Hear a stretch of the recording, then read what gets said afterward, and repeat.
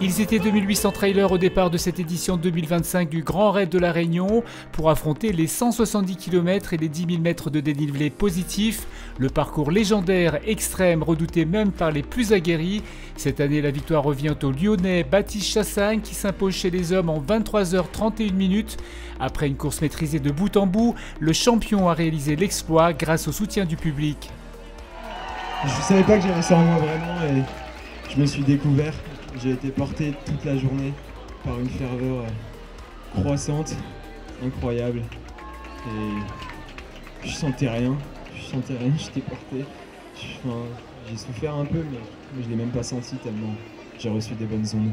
On célèbre la persévérance, le travail, une fête populaire, de la joie, la famille aussi, les familles sont là pour soutenir les enfants. Donc vraiment on est très heureux d'être là ce soir pour cette grande fête de sport, de l'amitié, de la camaraderie et de l'effort.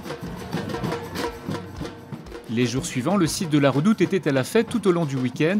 Stands sportifs, jeux pour enfants, restauration et animation ont rassemblé coureurs, familles et spectateurs dans une atmosphère conviviale et solidaire. Un autre moment fort du Grand Raid, c'est l'arrivée des Joëlettes, le courage et l'engagement de tous les porteurs bénévoles qui permettent aux personnes porteuses de handicap de visiter l'île forcent le respect. Les sentiers sont très beaux, vraiment, les organisateurs, merci.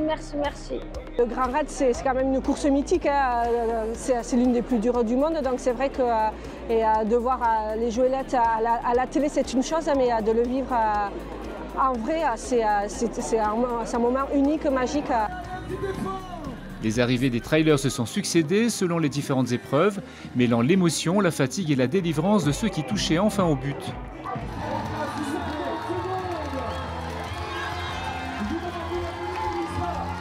Alexandre Berrois est le dernier à avoir franchi la ligne avant la clôture de l'épreuve ce dimanche.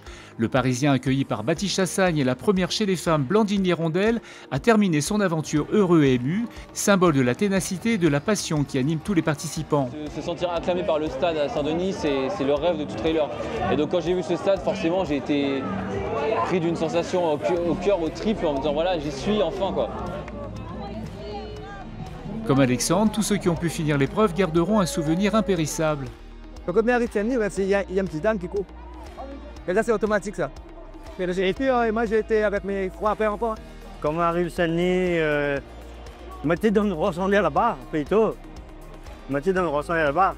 Mais la pression est en train de redescendre. Je suis content parce que j'ai bien vécu les choses, là, de pouvoir arriver ici et d'être tout en forme et de pouvoir vivre toutes les émotions pleinement, c'est une belle satisfaction.